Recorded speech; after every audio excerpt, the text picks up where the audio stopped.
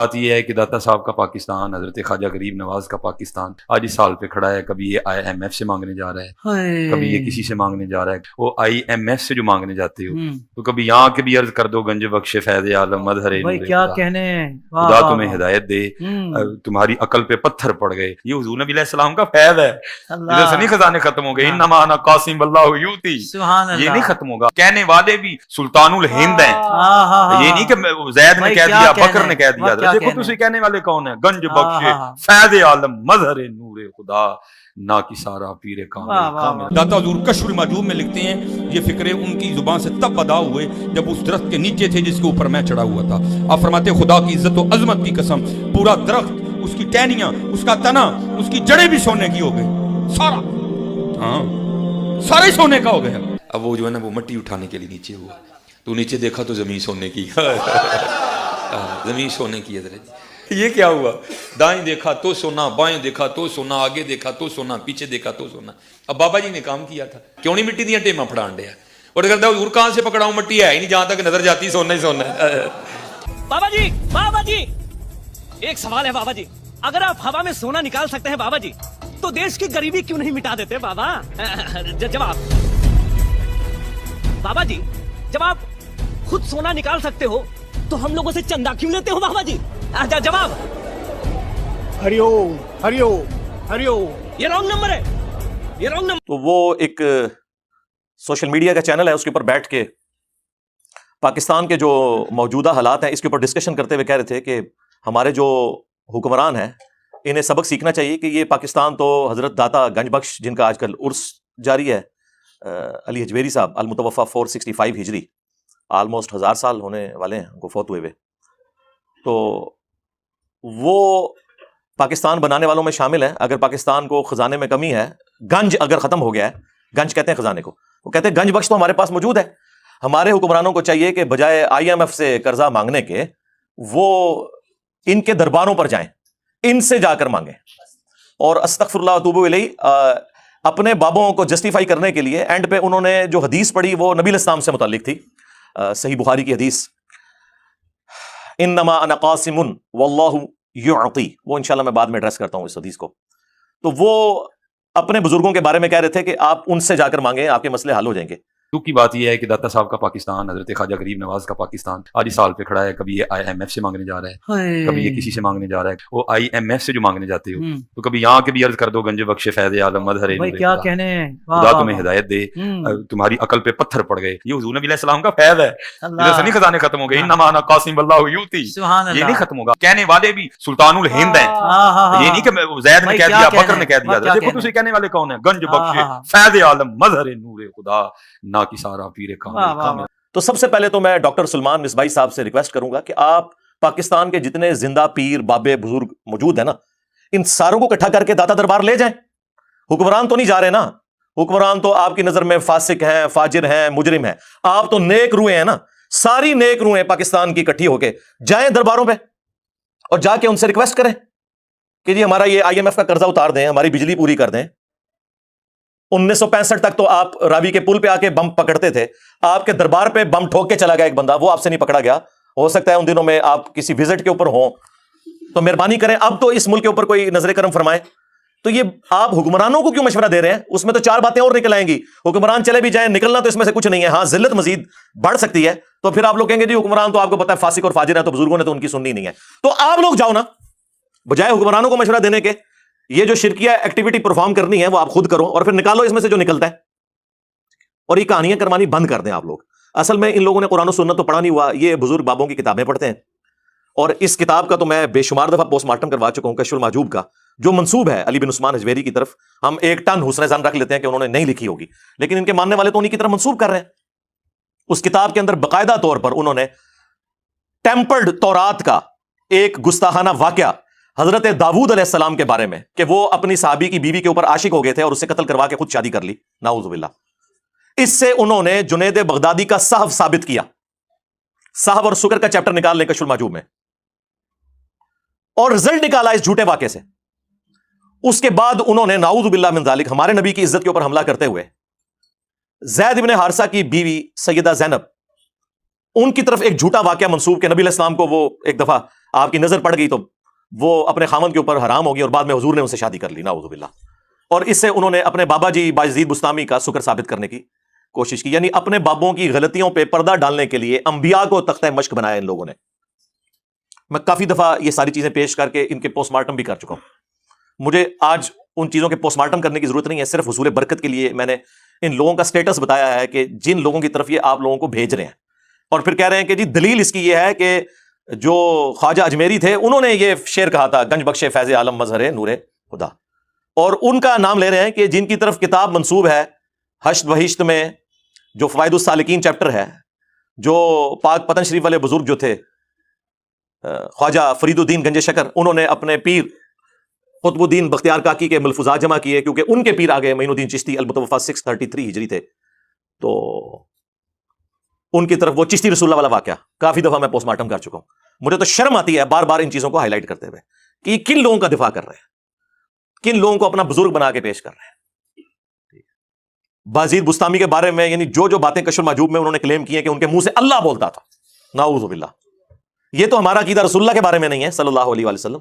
ہم کہتے ہیں وما ينطق عن الهوى ان هو الا وحی یوحى، یہ اپنی خواہش نفس سے کچھ نہیں کہتے، یہ وہ کہتے ہیں جو ان پر وحی ہوتا ہے. یہ بات سیم تذکرۃ الاولیاء کے اندر بھی لکھی ہوئی ہے. وہاں تو ایک سٹیپ آگے گئے ہیں وہ فرید الدین عطار المتوفا 627 ہجری. پوری دنیا میں بابوں کے جتنے واقعات ہیں نا جو مصباحی صاحب بھی سناتے ہیں، یہ کتاب 800 سال پہلے فرید الدین عطار نے لکھی ہے، جس کو منگولوں نے قتل کیا تھا. میں بھی منگولوں کی اولاد ہوں، ہاں، لیکن اس ٹائم وہ کافر تھے، اللہ نے ان کو مسلط کیا مسلمانوں پہ. اب اسلام کی دولت سے سرفراز کر کے مجھے مسلط کر دیا ان کے اوپر. تو خود یہ نگاہیں مارتے رہے، اور جب منگول آئے تو منگولہ نے نگاہ نہیں ماری، تلوار مار کے وٹ چڑے ساری. انہوں کی نگاہیں ہوتے ہی رہ گئی. تو فرید الدین عطار نے تذکرۃ الاولیاء میں بازید بستامی کے بارے میں لکھا ہے کہ لوگ ان کے اوپر خام خواہ الزام لگاتے ہیں، ان کے منہ سے تو اللہ بولتا تھا. اگر انہوں نے یہ کہہ دیا کہ قیامت کے دن محمد اور تمام نبی میرے جھنڈے کے نیچے ہوں گے تو اس سے کیا فرق پڑتا ہے؟ وہ تو اللہ ان کے منہ سے بول رہا تھا. جی وہ تو کسی بابے نو کھنگڑ بھی نہیں دینا قیامت والے دن. ویسے تو آپ کو بتاتے ہیں جی بخاری مسلم میں حدیث ہے کہ اس دن انبیاء بھی نفسی نفسی کر رہے ہوں گے. اچھا، انبیاء نفسی نفسی کر رہے ہوں گے اور بابے کہہ رہے ہوں گے کہ محمد اور تمام نبی میرے جھنڈے کے نیچے ہوں گے. بلکہ اس سے اگلی بات لکھی ہوئی ہے لوائی اعظم من لوائی محمد، میرا جھنڈا محمد کے جھنڈے سے بھی بڑا ہوگا. یہ بازید بستامی نے، یعنی میں کیا کہوں کہ بکواسیات ارشاد فرمائے، یہ کیا ٹھیک ہے نہ ہی بازید ہے. 261 ہجری میں فوت ہوئے ہیں یہ ابو یزید بستامی، یزید ابا جی. اور ساڈے امام کا نام ہے ابو الحسین مسلم بن حجاج القشیری، یہ بھی 261 ہجری میں فوت ہوئے ہیں. اور یہ مسلم شریف میں حدیث لے کے آ رہے ہیں کہ نبی علیہ السلام نے فرمایا کہ قیامت والے دن اللہ تعالیٰ کے حضور سب سے پہلے میں شفاعت کروں گا اور میری شفاعت قبول کی جائے گی. سب سے پہلے مجھے قبر سے نکالا جائے گا اور سب سے پہلے میں جنت کے دروازے پر دستک دوں گا اور داروغہ جنت پوچھیں گے کون؟ میں کہوں گا محمد. تو وہ عرض کرے گا کہ مجھے حکم بھی یہی تھا کہ آپ کے نام کے اوپر دروازہ کھولا جائے. ہمارے امام جو ہیں وہ سینٹرڈ اراؤنڈ پروفٹ ہیں اور ان کے امام جو ہیں وہ اپنے اراؤنڈ سینٹرڈ ہیں. یہ فرق ہے. خیر اس کے اوپر میں اتنی دفعہ بول چکا ہوں کہ مجھے پھر 1 گھنٹہ صرف ان بابوں کا پوسٹ مارٹم کرنے کے لیے چاہیے. میں مصباحی صاحب کی اس اسٹیٹمنٹ کی طرف آتا ہوں جو انہوں نے کہا کہ جی جا کے تو بابا جی سے مانگنا شروع کر دیں، تو بابا جی جو ہے وہ ہیلپ آؤٹ کر دیں گے، IMF سے مانگنے کی ضرورت نہیں. تو سرکار جاؤ نا، منگو نا. اب یہ اس طرح کی باتیں پتہ کیوں کرتے ہیں؟ انہوں نے بابوں سے یہی کچھ سیکھا ہوا ہے. بابا جی بابا جی بابا جی بابا جی، ایک سوال ہے بابا جی، اگر آپ ہوا میں سونا نکال سکتے ہیں بابا جی تو دیش کی غریبی کیوں نہیں مٹا دیتے بابا؟ جواب بابا جی، جب آپ خود سونا نکال سکتے ہو تو ہم لوگوں سے چندہ کیوں لیتے ہو بابا جی؟ جواب ہری اوم ہری اوم ہری اوم. یہ رانگ نمبر ہے، یہ رانگ نمبر ہے. ہاں آیا نا یاد؟ یہ انہوں نے یہی کچھ سیکھا ہوا ہے. کشف المحجوب سے یہ واقعہ لیا ہوا ہے جو وہ سناتے ہیں بڑے شوق سے. وہ کہتے ہیں کہ جی وہ ہمارے جو پیر بھائی ہیں نا انہوں نے مجھے خود سنایا. علی بن عثمان حجویری صاحب کے پیر بھائی نے ان کو یہ واقعہ سنایا کہ جی جو ہمارے مشترکہ پیر صاحب تھے نا ابو الفضل خطلی، سلسلہ جنیدیہ میں تھے وہ. تو ایک دفعہ ان کی حجامت بڑی ہوئی تھی اور ان کے پاس پیسے نہیں تھے. کہنے لگے یا اللہ تیری نبی کی سنت ٹوٹ رہی ہے تو مجھے کچھ پیسے عطا کر دے.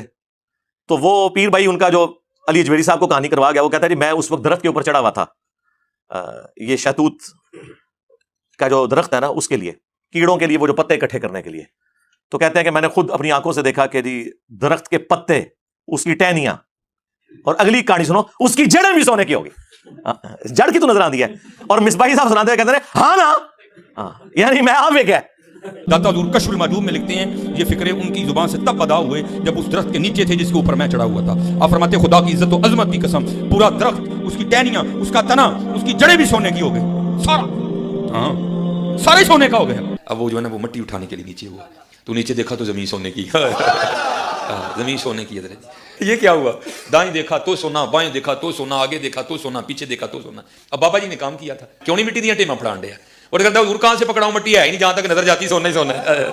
ठीक है, अब मिसबाही साहब तो बेचारे ये कहानियां सुनते और सुनाते रहे हैं, उन्होंने तो आपको यही कहना है कि जी कोई बाबा निगाह मारे तो कोई दरख्त सोने का हो जाए। मेरे भाई ये तो इस किस्म के वाकयात अगर होने होते ना, अल्लाह के लिए कोई नामुमकिन नहीं है, लेकिन जो चीजें हम नबी इस्लाम के बारे में क्लेम नहीं कर सक रहे, दुनिया को अल्लाह ताला ने असबाब के साथ जोड़ा हुआ है, आप वो बातें अपने बाबों की तरफ क्यों मंसूब करते हैं कि ऊपर देखा तो सोना, दाएं देखा तो सोना, बाएं देखा तो सोना, और ठीक है जी, और मट्टी के ढेले भी नहीं जनाब संजय के लिए मिल रहे, सोना ही सोना।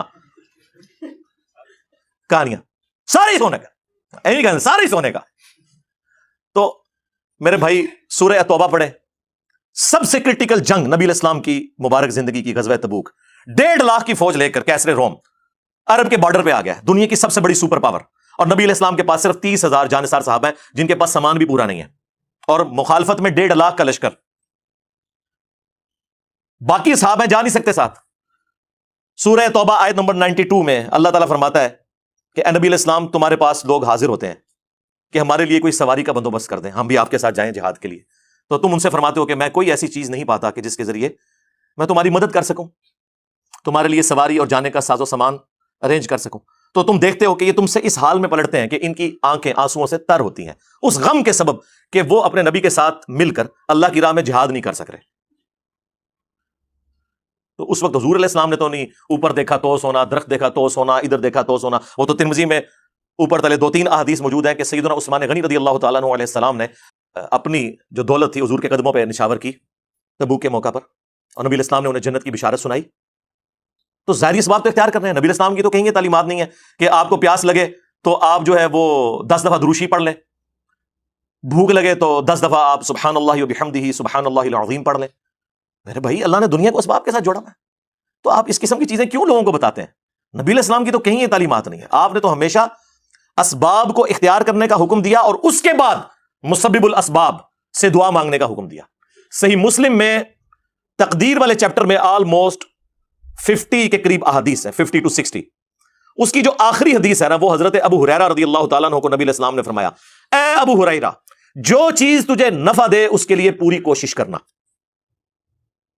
उसके बाद अल्लाह से मदद तलब करना, काहिली ना करना, सुस्ती ना करना, फिर भी तेरे खिलाफ रिजल्ट आ जाए तो फिर कहना जो अल्लाह की मर्जी, अगर मगर ना कहना, अगर मगर शैतान का दरवाजा खोल देता है। लेकिन ये एंड पे है, कोशिश पूरी करना, फिर अल्लाह से मदद तलब करना, हाँ गंज बख्शे फैज़ आलम नहीं, अल्लाह से मदद, उसके बाद काहिली और सुस्ती नहीं करनी, कोशिश भी करनी है और काहिली और सुस्ती भी नहीं करनी, फिर भी रिजल्ट खिलाफ आए फिर कहना जो अल्लाह की मर्जी, कि ठीक है अल्लाह ताला कोई मंजूर नहीं था, अपनी एफर्ट तो पूरी पुट करनी है।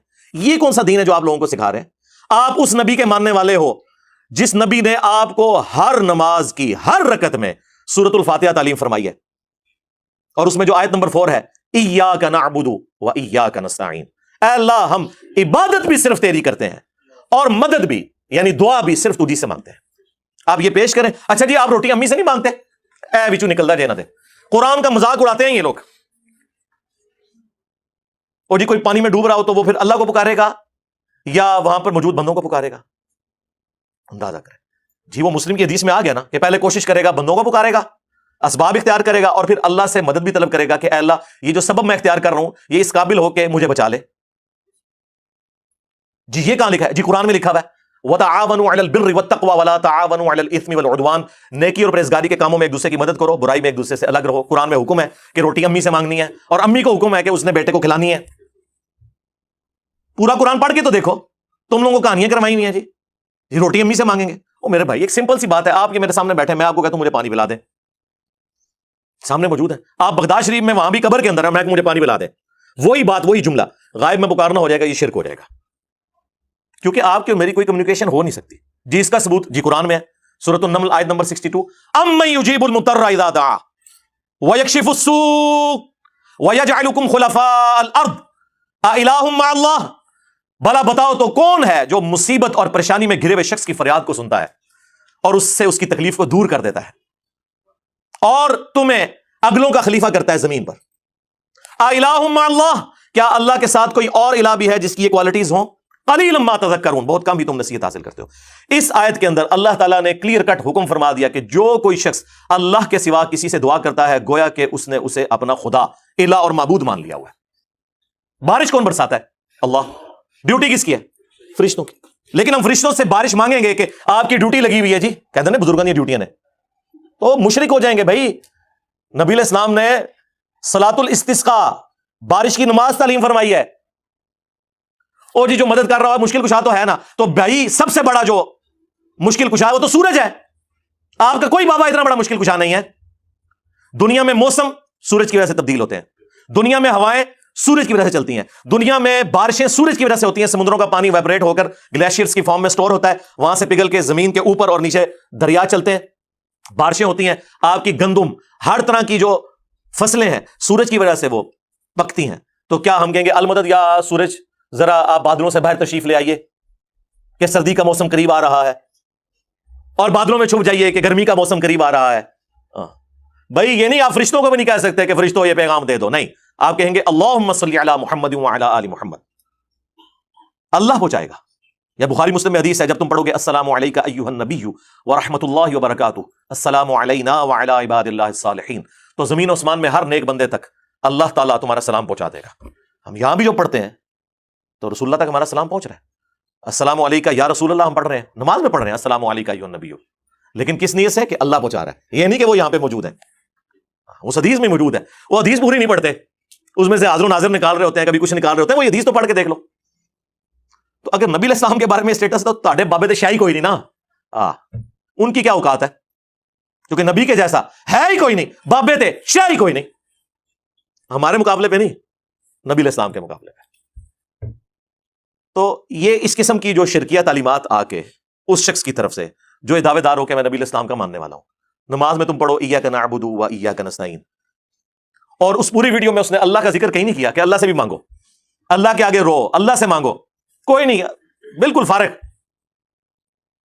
اور ہمارے نبی علیہ السلام کو اللہ تعالیٰ قرآن میں فرما رہا ہے وَإِذَا سَأَلَكَ عِبَادِي عَنِّي فَإِنِّي قَرِيبٌ، اے نبی جب کبھی بھی میرے بندے آپ سے میرے بارے میں پوچھیں تو فرماؤ میں تمہارے بالکل قریب ہوں. اجیب الدعوۃ الداعی اذا دعان، ہر پکارنے والے کی پکار کو سنتا ہوں جب وہ مجھے پکارے.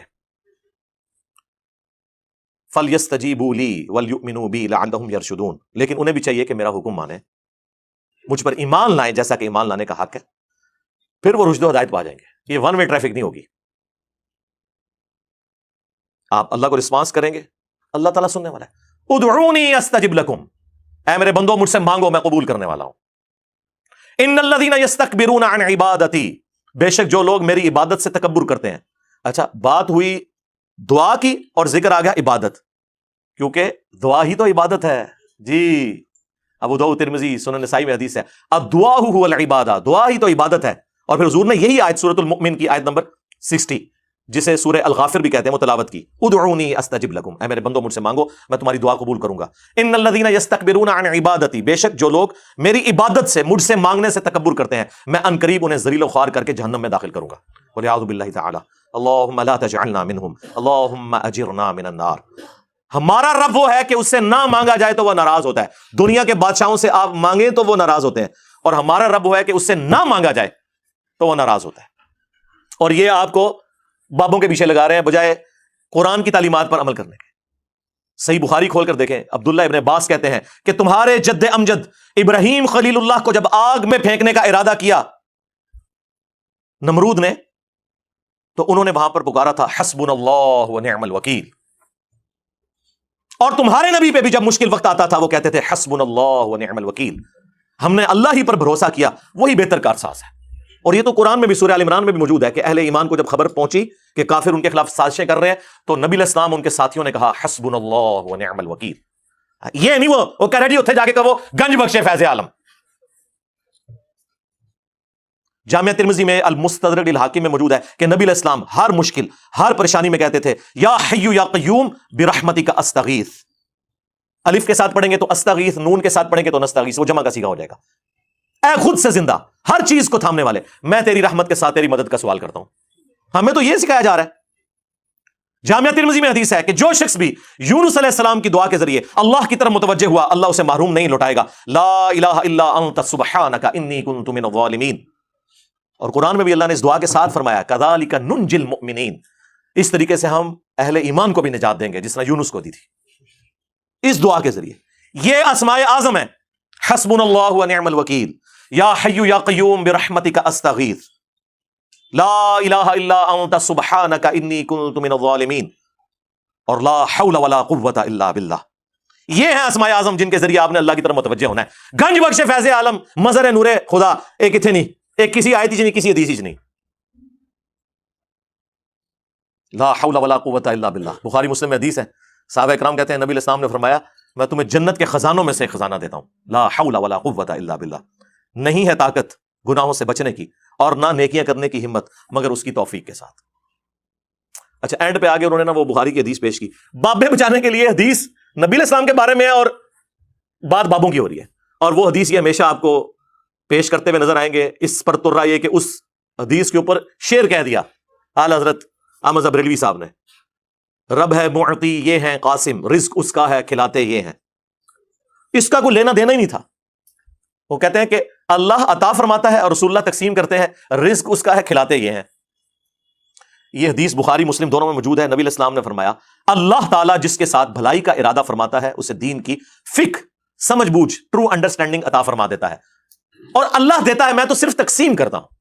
کیا چیز؟ دین کا علم, دین کی تعلیمات وہ اللہ دیتا ہے, میں تقسیم کرتا ہوں. اس میں رزق کا کہاں پہ ذکر ہے؟ اس پہ تو امام بخاری نے باب باندھا ہے باقاعدہ کہ اللہ تعالیٰ جس کے ساتھ بھلائی کا ارادہ فرماتا ہے اسے دین کی فقہ عطا فرماتا ہے. تو ظاہر ہے دین تو رسول اللہ سے ہی سیکھیں گے نا. دین تو نبی علیہ السلام کی مبارک زبان سے نکلی ہوئی ہر چیز کا نام ہے, چاہے وہ قرآن کی شکل میں ہو چاہے سنت اور حدیث کی شکل میں ہو. اس میں تکوینی امور کہاں سے آ گئے؟ وہ آپ نے کہاں سے داخل کر دیے؟ پھر آپ کو ہم مسند احمد کی حدیث نہ سنائیں جو الادب المفرد میں بھی امام بخاری کی کتاب میں موجود ہے. ایک صحابی نے حضور کے سامنے آ کر کہہ دیا یا رسول اللہ ما شاء اللہ وشئت, جو اللہ چاہے اور جو آپ چاہیں. تو نبی علیہ السلام نے فرمایا اجعلتنی للہ ندا, کیا تو نے مجھے اللہ کے مقابلے پر کھڑا کر دیا؟ بل قل ما شاء اللہ وحدہ, بلکہ کیا جو اکیلا اللہ چاہے. تو نے یہ کیوں کہا کہ جو اللہ چاہے اور اس کا رسول چاہے؟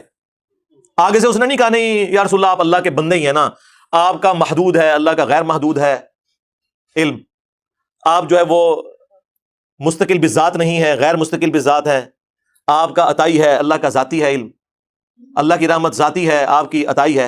اے کہانیاں اس زمانے چ ہوندی نہیں سن بھائی, یہ سب کی سب جھوٹی باتیں ان لوگوں نے بعد میں منسوب کر کے بیڑا غرق کر دیا امت کا. اور آج جو ہے نا وہ ہم جب چیختے ہیں تو کہتے ہیں جی اتنے بزرگوں کو بات سمجھ نہیں آئی ہے. تو نہیں آئی نا یار, اور کتنا آپ کو یقین دلائیں؟ آپ نے کیوں ان کے بارے میں کلیم کر لیا کہ وہ بہت بڑے ہو گئے ہیں؟ جی انہوں نے قرآن حدیث نہیں پڑھا تھا, نہیں پڑھا ہوا تھا, اور اسی میں وہ بچتے ہیں. اگر پڑھ کے یہ سب کچھ کیا نا پھر ہم ان کے اوپر کوئی اور ہی فتویٰ لگائیں گے کہ اسلام کی جڑیں کاٹنے کے لیے آئے تھے. تو بچانا ہے تو یہی کہہ دیں کہ ان بیچارے نے کوئی نہیں پڑھا ہوا, انہیں شعر نہیں پڑھے ویسے. ہم پڑھ رہے ہیں ایاک نعبد و ایاک نستعین, اے پڑھ دینے سن فریاد پیرا دیا پیرا, میری فریاد سنی کن تھار کے ہو.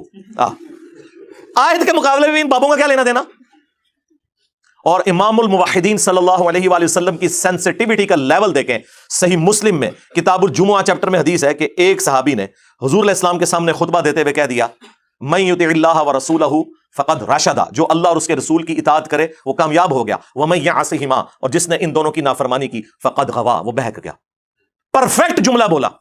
لٹریچر میں کوئی خرابی اس جملے کے اندر نہیں ہے کہ جو اللہ اور اس کے رسول کی اطاعت کرے کامیاب ہو گیا, جو ان دونوں کی نافرمانی کرے وہ بہک گیا.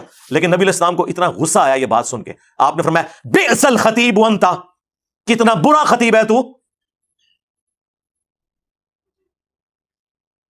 تجھے تو چاہیے تھا کہ تو کہتا وَمَن يَعْصِ اللَّهَ وَرَسُولَهُ فَقَدْ غَوَىٰ, جو اللہ اور اس کے رسول کی نافرمانی کرے وہ بہک گیا. تو نے یہ کیوں کہا کہ جو ان دونوں کی کرے؟ اب اس نے تو نہیں کہا کہ یا رسول اللہ میں تو آپ کو اللہ کا بندہ مانتا ہوں, غیر مستقل بذات مانتا ہوں, عطائی مانتا ہوں, ذاتی نہیں مانتا. نہ اور زمانے سے کہانیاں نہیں سناؤں. اور ابو داؤد میں آگے الفاظ ہیں قم اذهب, اٹھ نکل جائے ادھر سے. یہ غصہ اس شخص کا, یار نبی علیہ السلام تو ایمان کے سب سے اعلیٰ درجے پہ ہے نا. ہمارے جیسا بندہ جسے تھوڑی سی توحید کی سمجھ ہے نا, اسے بھی پتا ہے کہ توحید کتنا سینسٹیو ایشو ہے اللہ کے نزدیک. ایٹیچیوڈ یہی ہونا چاہیے اتنا کچھ کر کے بھی امت بابوں کو پکار رہی ہے. اگر یہ کچھ نہ حضور نے کیا ہوتا, یہ حضور نے اس لیے کیا کہ تاکہ تمہیں بتایا جائے کہ اگر میں یہ سٹیٹس رکھتا ہوں نا کہ مجھ سے دعا نہیں ہو سکتی تو تھوڑے بابے تے شاہی کوئی نہیں.